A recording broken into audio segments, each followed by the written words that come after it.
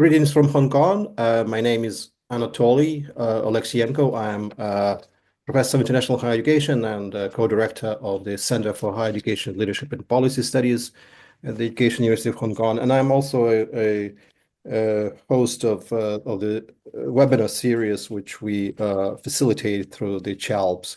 So today is my great pleasure to welcome and facilitate the webinar with Professor Serhiy Kvit. There is no more outstanding person in Ukraine's higher education than Professor Kvit. He's president of the most distinguished, the oldest university in Ukraine, which is the National Academy, Kyiv Mohyla Academy. And he's the former Minister of Education and Science, who is very well known in the country as the most progressive minister and reformer after the Revolution of Dignity. So he served in various capacities to bring in reforms, pro-European reforms. Many of them continue to work successfully. He was also one of the founders and heads of the National Quality Assurance Agency in Ukraine. And I guess, Professor Kvit, your list of all these distinguished titles, including the being a champion of Ukraine in fencing in your younger years, I guess it shows that you have so much of this prominent agency for change and making something significant, influential in your life, in the country of your life, in the life of your country. Sorry, and so it's a great pleasure to host you tonight. We had a chance to listen to you 3 years ago, and it was at that time it was the day before the full-scale invasion. We had a webinar on February 23rd, 2022, and the next day the war started. Now it's 3 years later, and pretty much the expectation is that the war will be over. Hope there will be some significant symbolic meaning in terms of how we just communicate, get in touch with you. So I hope this after very soon, someday after the webinar, we also hear about the end of the war, something kind of significant happening as well. So without further ado, let me just invite you, Professor Kvit, to give us a talk, and then we'll have a chance to ask you some questions or make comments. So dear colleagues, thank you so much for joining us today. And keep the chat busy, or prepare your questions. I will invite your questions after Professor Kvit's presentation. So, Professor Serhiy Kvit, welcome. Thank you. Dear Professor Anatoly Oleksienko, thank you very much for inviting me and introducing me. Dear colleagues, I'm glad to have the opportunity to deliver to you my presentation and some of my thoughts and ideas about higher education in Ukraine, resilience and reforms during the war. There is more than just a big full-scale war going on in Ukraine. It is important to understand that Putin's regime is not merely fighting for territory, but for the complete destruction of the Ukrainian state, the Ukrainian language and culture, along with its people and Ukrainian identity as such.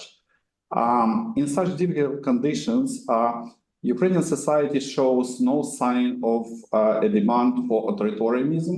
On the contrary, the struggle for independence means for Ukrainians in particular to be free people in a free country, starting with the freedom of speech and the freedom of choice. In this context, the demand for the third social mission of the university becomes particularly significant. In other words, the current war in Europe has revealed an irreconcilable confrontation between two dramatically different political cultures, authoritarian Russian and pluralistic Ukrainian. First of all, some statistics. At the beginning of 2025, you know that we can calculate how many educational institutions have been damaged or completely destroyed, but we do not know for sure how many universities actually continue to function. As you can see, during the full-scale war, 4 universities and 7 colleges were completely destroyed, and another 117 universities and 162 colleges were damaged. A lot of secondary schools were damaged or completely destroyed. And currently, at the beginning of 2025, 879 schools were located in temporary occupied territories. In Ukraine, you know that in Ukraine, there are currently about 100 private higher education institutions, 4 municipal ones, and about 170 state or public universities. And this is without taking into account branches. But in our circumstances, branches, in fact, are separate institutions with their own policies, faculty members, staff members, and so on. And it's also important to know that in Ukraine, we can speak about only public universities as universities that have enough level of quality, and only very few private universities with such level of quality.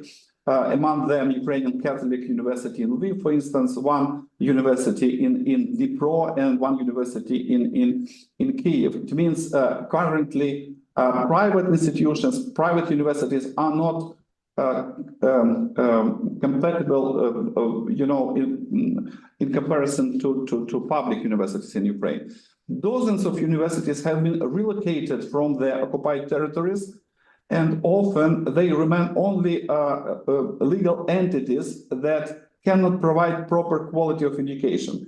But it means that we are publicly speaking about a lot of universities that that previously have been moved from temporary occupied territory to the territory under control of Ukrainian government. But at the same time, mostly they can't organize educational process in proper way. It means it's not clear enough what they are doing, you know, in terms of organization of learning process. It's also important to know that the number of applicants decreases every year. For instance, if we compare, you know, the number of applicants in 2022 to 2023, we have about 33% less in 2024 in comparison to 2023. And it's also, you know, this fact also is very influential, you know, within our system of education and sciences in Ukraine. The next 2 slides are dedicated to the main problems and obstacles that we have. Of course, first of all, it's about security issues because of the full-scale war. Academic communities are scattered throughout Ukraine and around the world. Low quality of distance education compared to the face-to-face education. And by the way, remote education was mostly inherited from the time of pandemic, and it was, you know, it was continued in time of this full-scale war. For instance, speaking about Kyiv Mohyla Academy, in 2022, we had a lot of situations when our students continue their education online, being on the temporary occupied territories, and some of our teachers continue their, you know, their classes being on the temporary occupied territories too. That is why we try, I mean, we as a Kyiv Mohyla Academy and a lot of universities in Ukraine turn back our students in classrooms and have face-to-face education, but very often it's impossible because of different reasons. Lack of funds, lack of teachers, lack of trust between business and universities. We will speak about this issue a little bit later. Lack of trust within university communities, weakness of internal culture, funding for education and research is seen as expenses, not investments in the development of the society. And I believe that this issue is more political one.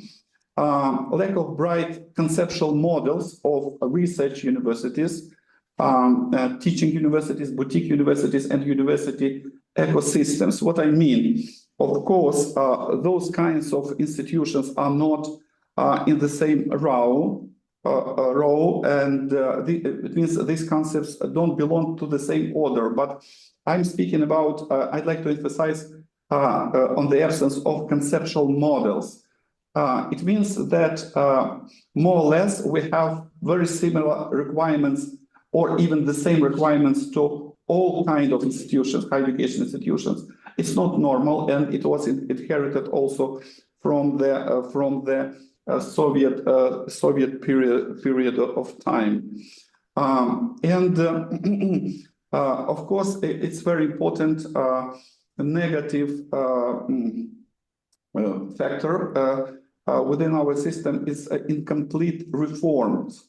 In particular, lack of financial autonomy of public universities and excessively large network of higher education institutions. The law on higher education approved by the parliament immediately after the Revolution of Dignity in 2014 was based on the principles of comprehensive university autonomy, but it was not fully implemented. So Ukrainian universities have full academic autonomy, but they still do not have financial autonomy. That is, they cannot capitalize on their academic achievements. And we need to take into account this fact too.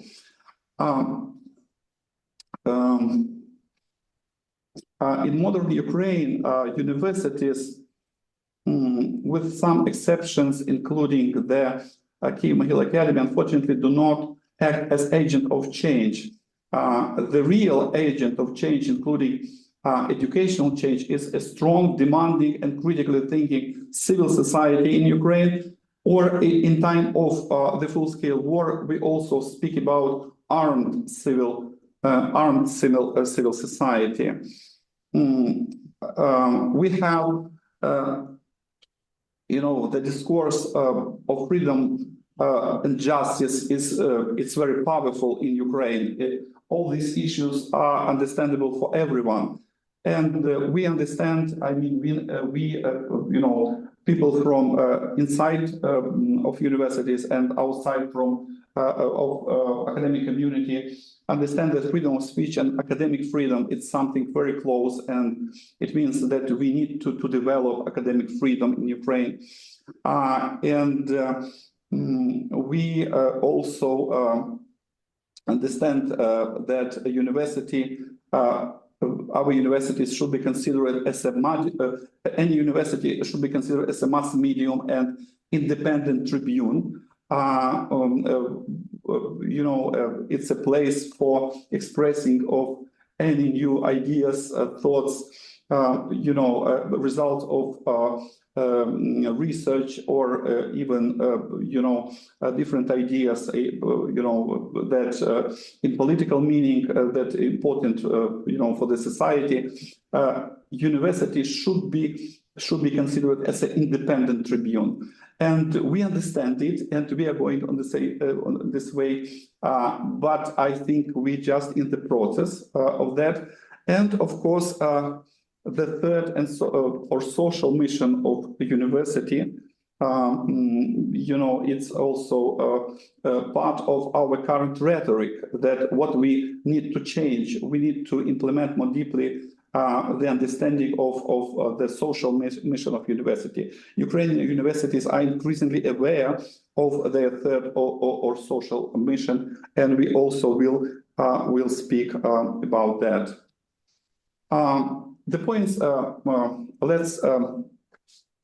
Let's move on to the next slide, dedicated to the points of the main stakeholders. It should be noted that the adoption of the new law on higher education that I mentioned, and it was implemented in 2014, immediately after the victory of the Revolution of Dignity, which marked the beginning of systemic reform of Ukrainian academic sphere, coincided with the beginning of the war for Ukraine's independence. So what processes are taking place in higher education during the full-scale war? Also, which of them are reactive, related to the survival tactics of higher education institutions, and which are in line with the implementation of a holistic picture of reforms? Representatives of the main stakeholders share their opinions about this. I have interviewed them. The first one is Mohyla Academy. He is Deputy Minister of Education and Science of Ukraine. He was born in Canada, and currently he also is a teacher at Kyiv Mohyla Academy. Mohyla Academy says that despite the forced need to work within the horizon of tactical planning and reactive steps in response to the turbulent circumstances during the full-scale war, the Ministry of Education and Science is moving towards transformational changes in higher education that are strategic in nature. Among them is an experiment aimed at changing the system of financing higher education by introducing state grants, which will gradually push out the so-called state order for students inherited from the planned Soviet economy. State grants will complement the previously launched formula-based funding, which is determined by the 5 indicators for higher educational institutions. Student enrollment stability. The second one is research output, internationalization, graduate employment rates, and a regional coefficient reflecting the proximity of universities to the front line. It is worth mentioning legislative changes aimed at enhancing the subjectivity of students and university autonomy, particularly in the context of creating interdisciplinary bachelor's programs under the law on individual educational trajectories. The law introduces new concepts such as interdisciplinary subject areas, which allow for greater flexibility in the application of higher education standards. The challenges of a full-scale war make us not only care about survival of Ukrainian universities, but also think more deeply about their purpose. After all, a university is a place where a view of the world is formed, worldview, where people dream and experiment to change the world, and where one learns to learn throughout life. The next stakeholder, representative of stakeholders, is Serhiy Kvit. He is a chairman of his MP and chairman of the Committee of Science, Education and Innovation at the Verkhovna Rada of Ukraine, or Parliament of Ukraine. He, by the way, joined the territorial defense of Kyiv after the start of the full-scale war in 2022. He participates in combat duties as a member of mobile fire groups, part of the air defense, together with another MP, Serhiy Kvit, a teacher of physics and a member of the same committee. The head of the committee says that during a full-scale war, they managed to keep their focus on strategic issues, but circumstances often force them to take non-strategic actions. For example, the committee is not preparing comprehensive conceptual amendments to the law on higher education, but for consideration by the Verkhovna Rada of Ukraine. They would hardly be approved, but rather a long list of small individual laws, so that the importance of each of which is easier to properly explain to MPs separately. And this approach does work. Serhiy Babak notes that it is very important that his committee has fruitful and constructive cooperation with the Ministry of Education and Science of Ukraine. The next slide is dedicated to the Natalia Stukalo. She is deputy head of the National Agency for Higher Education Quality Assurance, and she is a doctor of economics, professor, and she draws attention to the fact that Ukraine has made much progress in establishing a modern higher education quality assurance system based on the standards and guidelines for quality assurance in European higher education area, or so-called, with abbreviation ESG 2015. In particular, the National Agency for Higher Education Quality Assurance, or with abbreviation NAUKMA, external and internal quality assurance systems were launched, and an unprecedentedly open online platform for accreditation was created with general access to all information at all stages. Moreover, all NAUKMA meetings are broadcast live просто online. ми ніколи не знаходимо, тоді буде так. Ми не знаходимо, якщо не шукаємо. Так? Це буде як... Excuse me? Okay. It means that everyone can get an access to this online system from any computer that has an access to the internet. It's absolutely open, and I believe that such achievement belongs to only to NAUKMA, and we don't have any similar examples.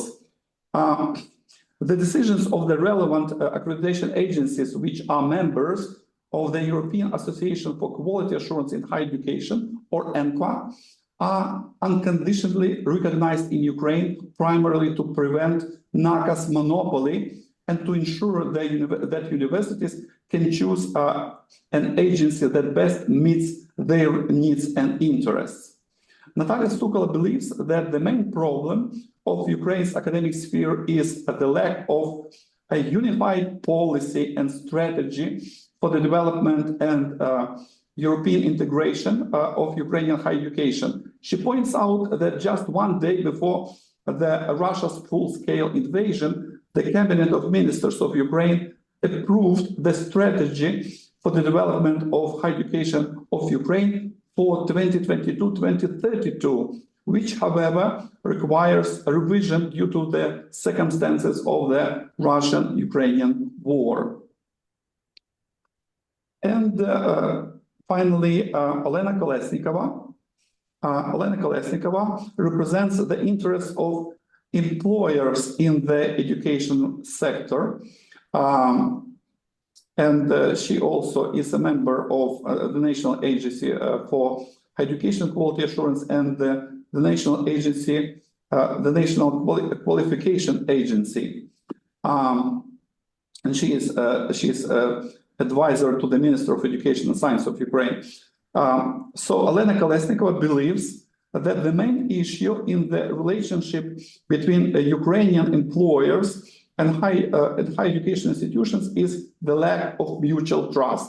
As a result, since 1991, stereotypes have spread in Ukraine, suggesting that training specialists in domestic, higher and vocational education institutions is out of knowingly low quality, as it is disconnected from the practical needs of real-world production. Consequently, graduates entering their first jobs often need to continue their education to acquire the necessary knowledge, skills, and qualifications. Another prevalent stereotype is that original scientific inventions, which serve as the foundation for innovations driving economic benefits, are impossible in Ukraine. Accordingly, Ukrainian businesses are often more willing to pay significantly higher prices for intellectual solutions offered by foreign companies, which are always well packaged, rather than invest in national research or engage in the development of innovation ecosystems in collaboration with Ukrainian universities. On the other hand, there is inertia among many employers who do not cooperate with educational institutions at all, fail to demand improvements in their educational programs, and do not offer financial support or expert assistance. So, what is dynamic resilience of Ukrainian higher education? I think that this concept includes the list of some approaches and concepts that we are in the process of implementation in Ukraine. And all these concepts are more or less part of our public rhetoric, and I'd like to draw your attention to them. I think we should consider the concept of comprehensive university autonomy, particularly financial autonomy, developed by the Consortium for University Autonomy in 2005-2010, and incorporated into the law on higher education in 2014. In both projects, by the way, we as Kyiv Mohyla Academy were leaders as the foundation for the reform agenda. Since the principles of self-governance in the development of higher education institutions are universal, they should remain a central focus for the Ukrainian government, academic community, and civil society. Another concept that serves as an umbrella for many fruitful approaches to the organization of the educational process, promoting its flexibility, interdisciplinarity, broad-mindedness, civic responsibility, and student-centeredness, is the tradition of liberal arts and sciences, with abbreviation LAS, which has its roots in antiquity and the European Middle Ages. LAS emphasizes the formation of students' personalities, the development of their moral responsibility, intellectual alertness, flexibility, tolerance, critical thinking, the capacity for self-development, and the ability to make informed decisions. They also promote an understanding of the social role of higher education, the development of soft skills, and even the democratization of public life. The last prioritizes the humanization of higher education preparation for life in a complex and rapidly changing world, where international law has been undermined and the international security system established after the Second World War has been destroyed. This long-standing European tradition gives hope for recalibrating the internal moral compass in a post-truth world, which is marked not only by unprecedented levels of mass consciousness manipulation, but also by deliberate rejection of true and reliable information and the temptation to accept convenient and comfortable, yet fundamentally fake news within one segment of social networks. Ultimately, this is a world of weak and helpless international organizations.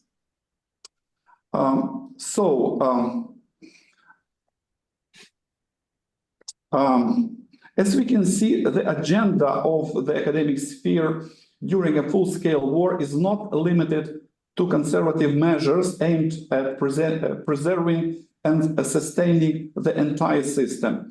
The Ukrainian education system has proven its resilience and ability to adapt in the face of serious challenges. First of all, it is about strengthening horizontal ties between universities, increasing their self-governance due to the need to make important decisions aimed at survival and institutional development independently, strengthening the international contextuality of Ukrainian higher education institutions. I would say that Ukrainians have to simultaneously fight on the front line to struggle for the survival of Ukrainian universities, as well as for the development of entire higher education system. Such challenges, along with the numerous terrible tragedies that come every day, make us more experienced and stronger. And of course, I think that one of the key issues is the issue of identity, who we are, because this question, we need to find the answer to these questions almost every day, and we need to pay an attention to this in our public discussions and the discussions within the system of higher education and research. And we need to improve the system during the war. And we need not only to survive today, but to think about further development of our higher education system of Ukraine, which means all our universities themselves. So, dear colleagues, thank you very much for your attention, and I would be glad to find answers to all your questions if you have some questions, please. Thank you very much, Professor Kvit. Such a inspiring presentation. I was not able to stop thinking during your talk about the value that your academy was contributing to the development of the independent Ukrainian society, because it took some time actually to create this post-colonial elite, which was previously dependent on the Russian mentality, on the Russian style of management and thinking and whatnot. So over the past 30 years more, I mean, we definitely see that this kind of rise of this important, patriotic, ambitious elite in Ukraine, and Kyiv Mohyla Academy was a major contribution to that development. But also, on the other hand, what you mentioned about the at some point you said the armed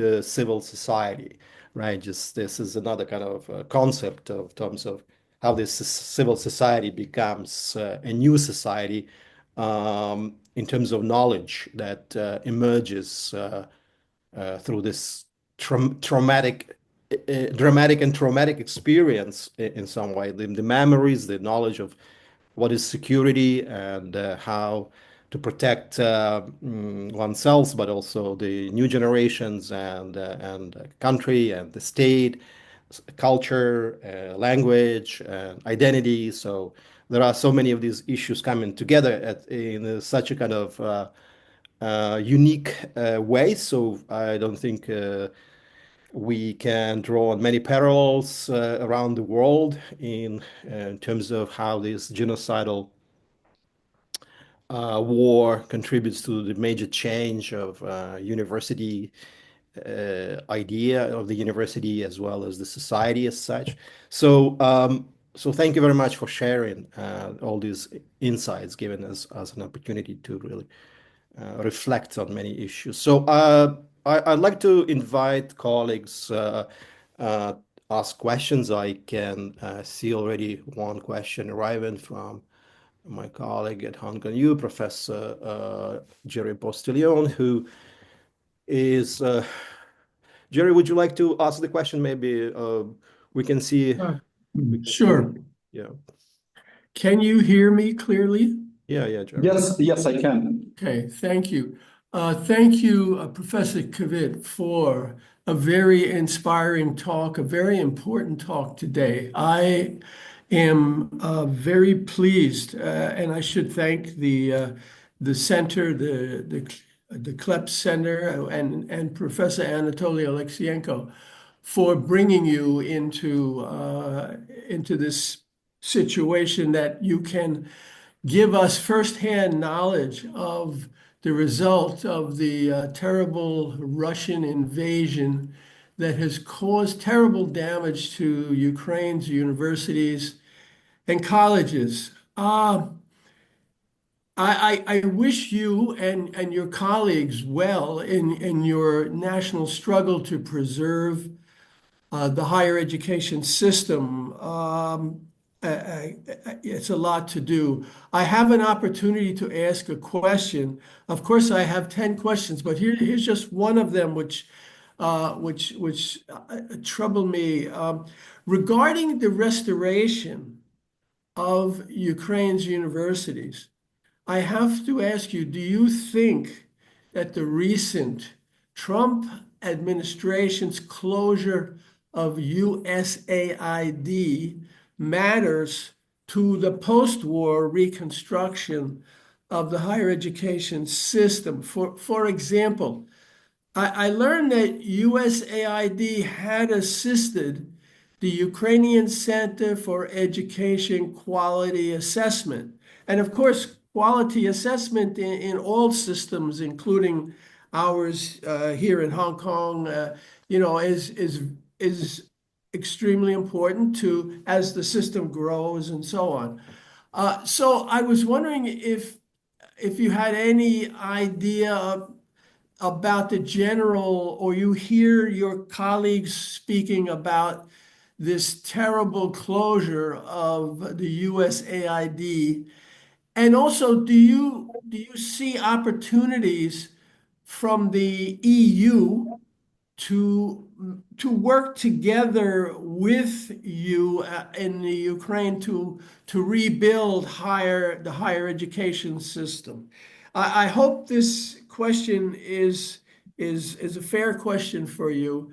I understand there's a shortage of time. Many other people may have questions, so I just wanted to ask that. Thank you again. Yeah. Thank you very much for your question and for your attitude. You know that I think that you know, the absence of USAID in Ukraine, of course, it will make a lot of you know, not problems, but maybe problems, but not, first of all, not for the higher education system, because we have different sources for the development and rebuilding. And first of all, we have very good relations with our partners in the European Union, but mostly previously USAID worked not directly with universities, but they support different projects, like you know, projects related to sociological surveys on, or you know, different projects that delivered help to veterans organizations, you know, and of course it was really important for Ukraine. The role of USAID was really great, but at the same time it was not so damaging concerning universities themselves. And particularly for the National Agency for Higher Education Quality Assurance, of course, we are so grateful to USAID for supporting us in time when we established such a unique online system for accreditation purposes, as a tool for accreditation. That is why it was unique. But at the same time, it will be not so damaging from that point of view. Yeah, thank you. Thank you very much. Thank you. I can see the hand risen by Professor Asger Sorensen. So, Professor Sorensen, your question. Thank you very much for giving us an idea of how higher education is developing at such difficult times in Ukraine. And I'm speaking from Denmark, and I speak from a country where academic freedom is not so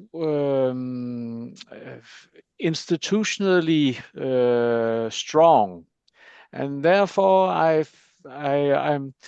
recognize with pleasure the discourse that you present regarding modern university education, with some of the traditional values that we should salute, and in all countries and in all universities with arts and sciences and autonomy and academic freedom, and it is nice to hear.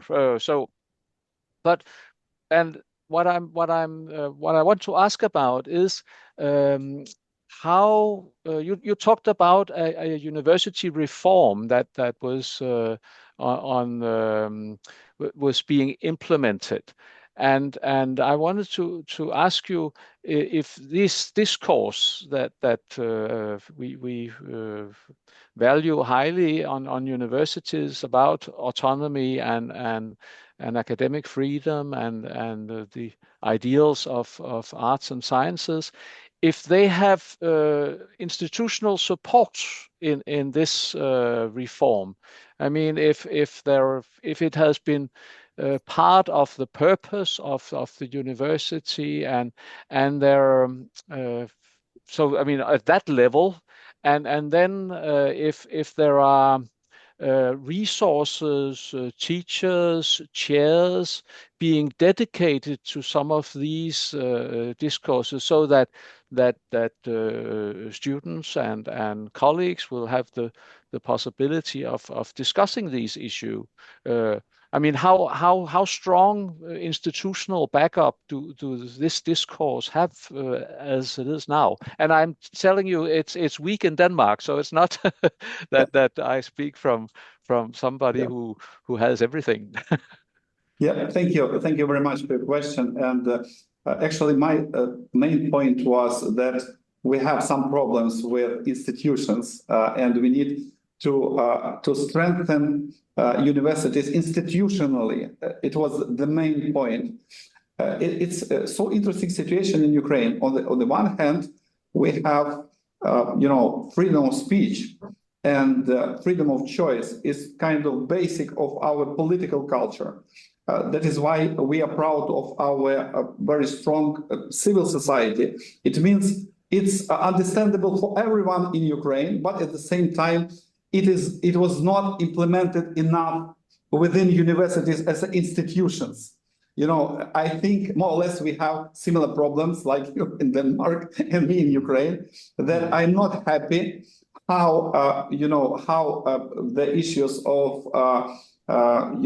academic freedom are implemented in Ukraine. The point is that we're not a big, it's not, we don't have a big problem with we don't have some special problems with academic freedom in Ukraine, but I think we still don't consider all issues related to the concept of academic freedom within our institutions, And my point is that we first of all, we need to strengthen our universities to make them independent financially, and implement the main concept of our law on higher education, which we call a comprehensive university autonomy, that must include the principle of financial autonomy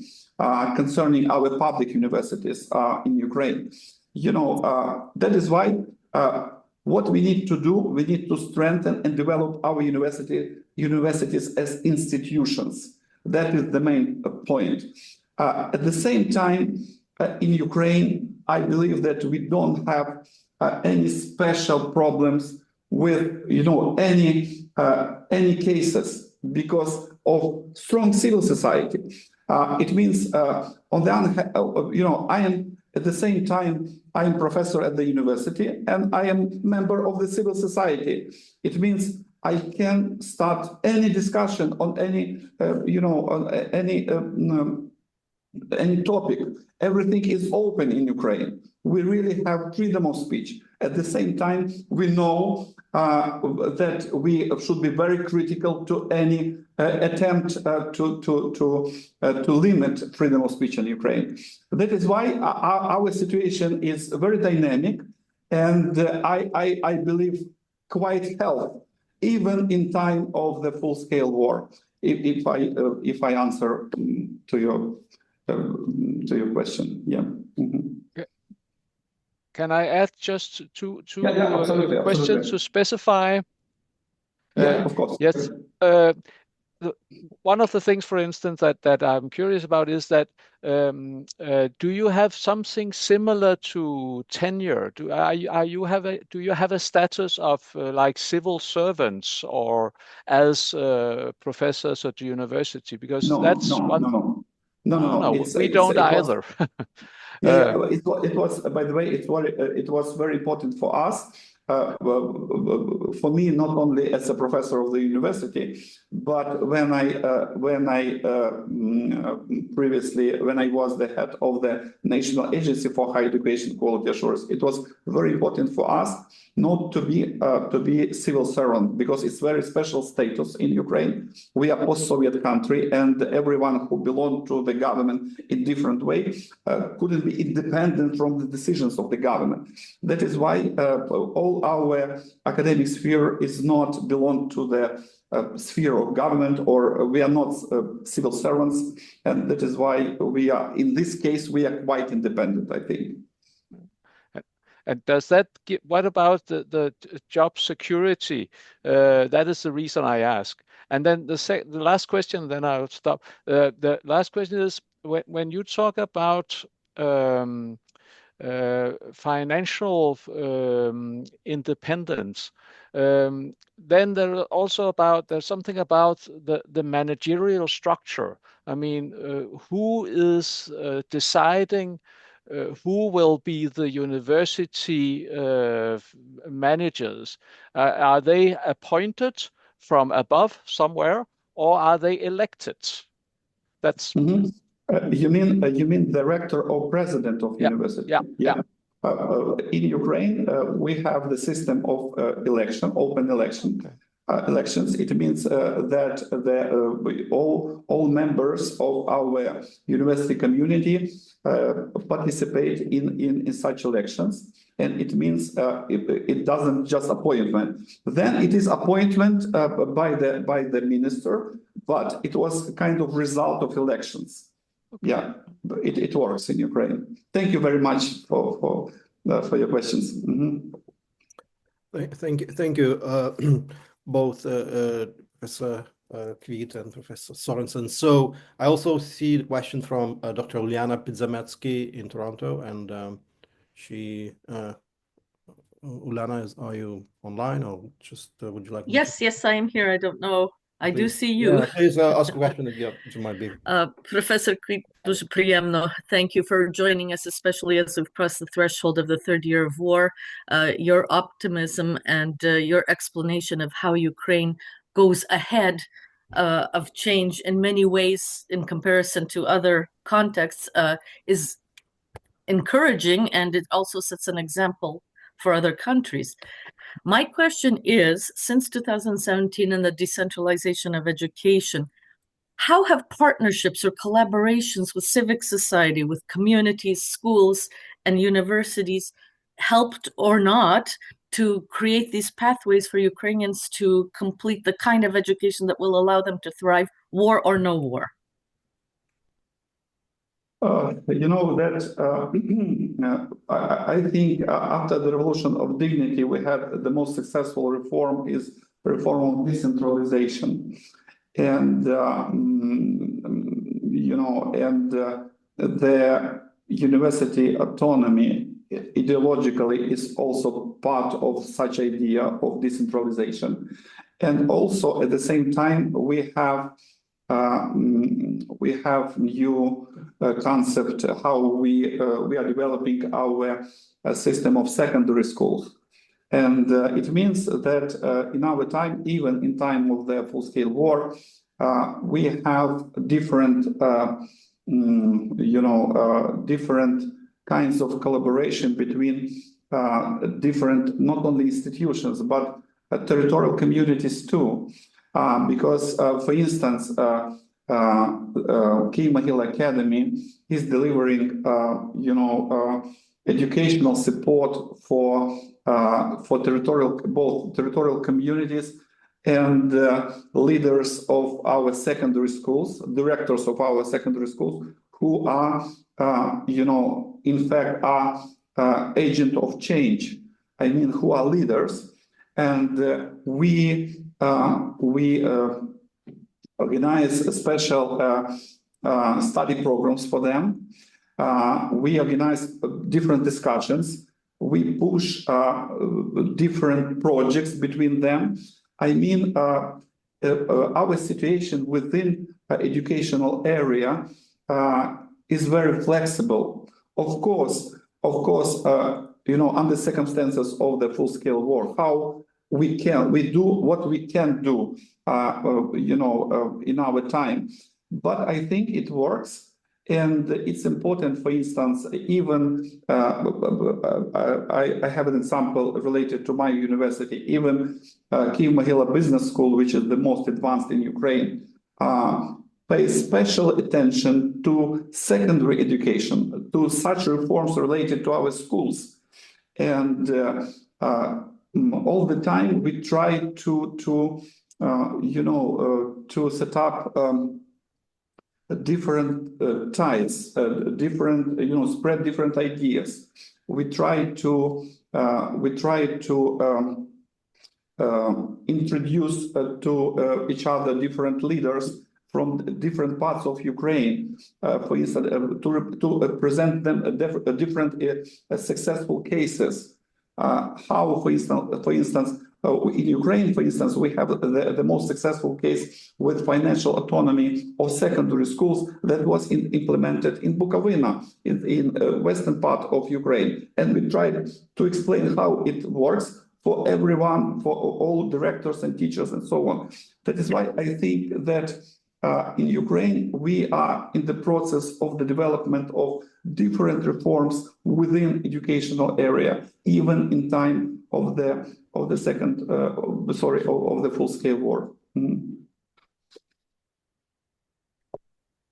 Thank you very much. That speaks to the whole ecosystemic issue that you brought up. Obviously, Ukraine is a leader here. To be honest, I'm not happy with ecosystems. It's the concept. It's the concept that we want to implement, but we still don't have. I mentioned about that bright examples. Ecosystems around universities. But at the same time, to be honest, I think that we have maybe some good examples related to secondary education when we have some schools, secondary schools, and how it works within territorial community. Maybe from that point of view, we have some successful examples how ecosystems can work.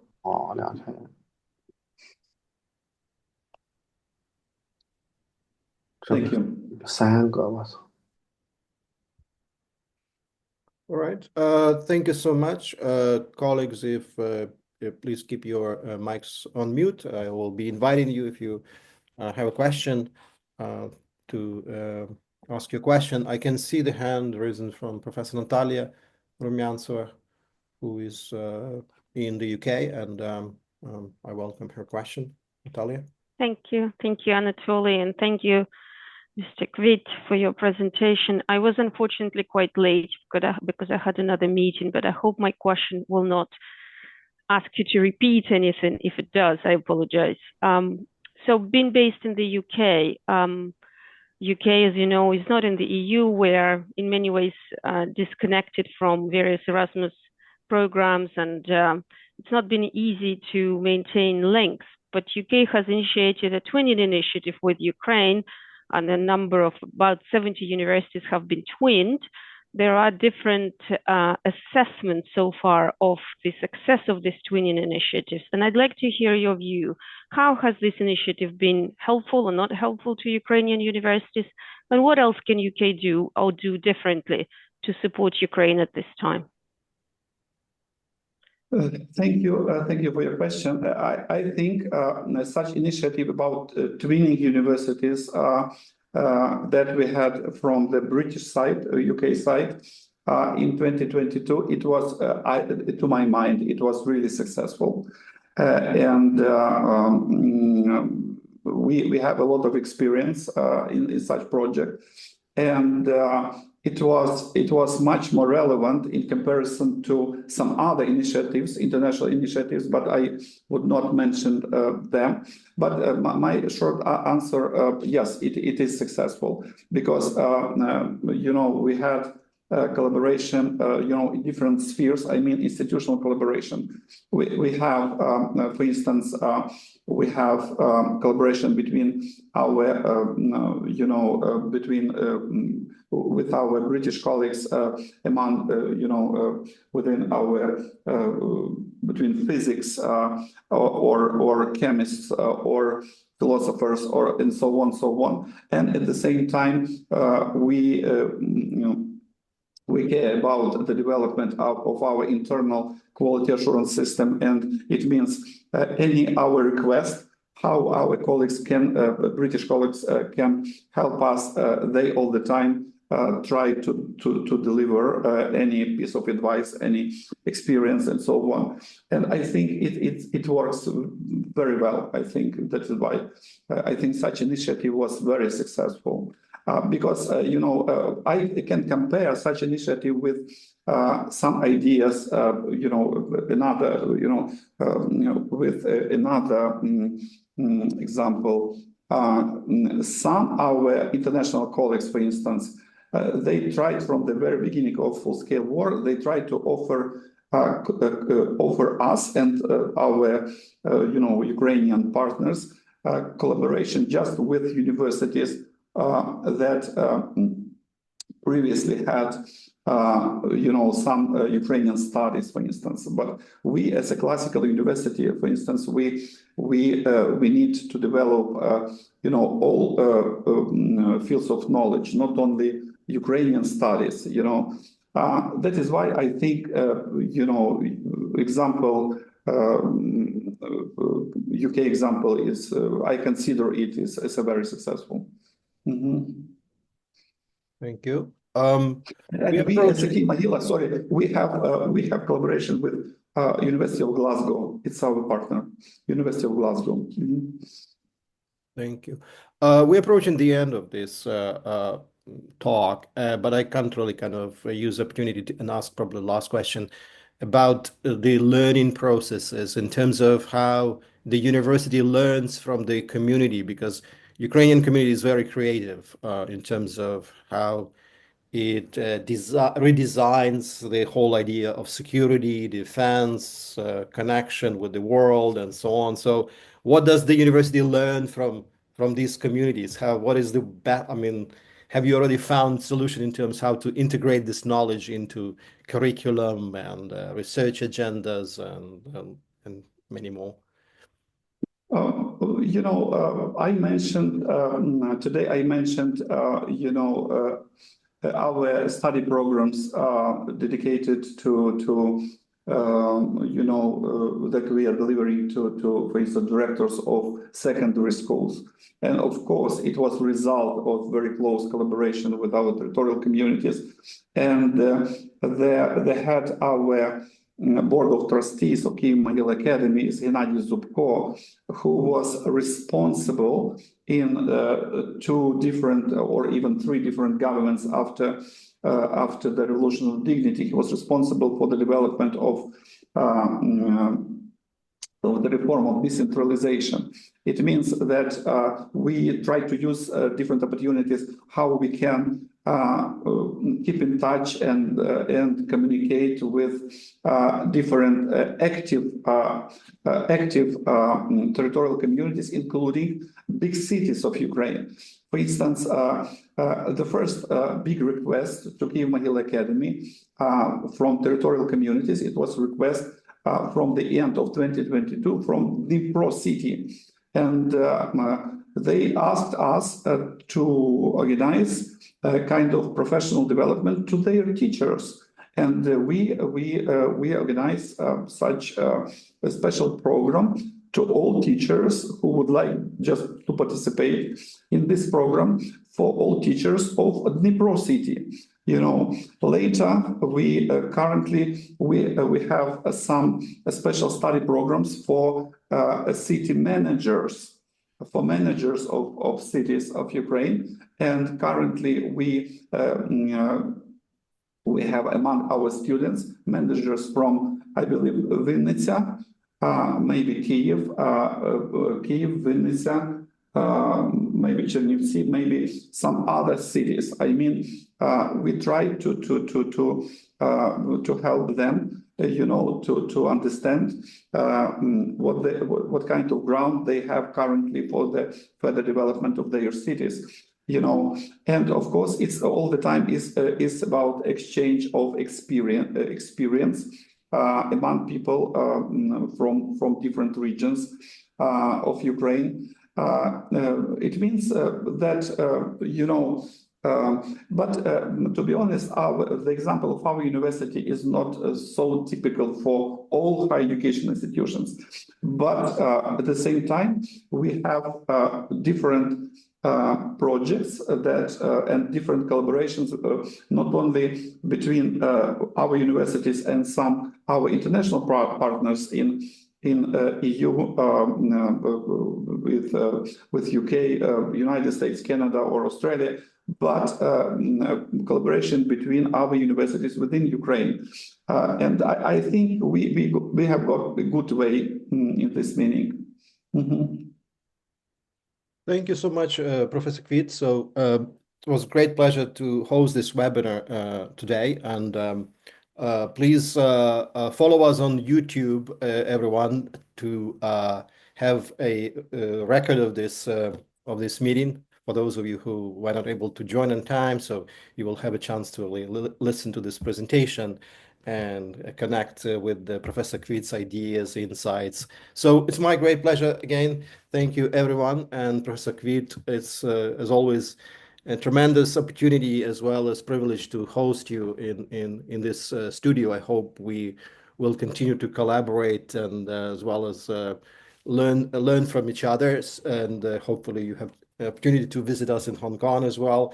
And I think that this symbolic meeting, as I mentioned before, of our meetings probably should turn into the positive direction. So I look forward to Ukraine getting peace and peaceful development in the very near future. So thank you very much for inviting me, and good luck for your project. Yeah, thank you, Professor Alexienko and colleagues. Thank you.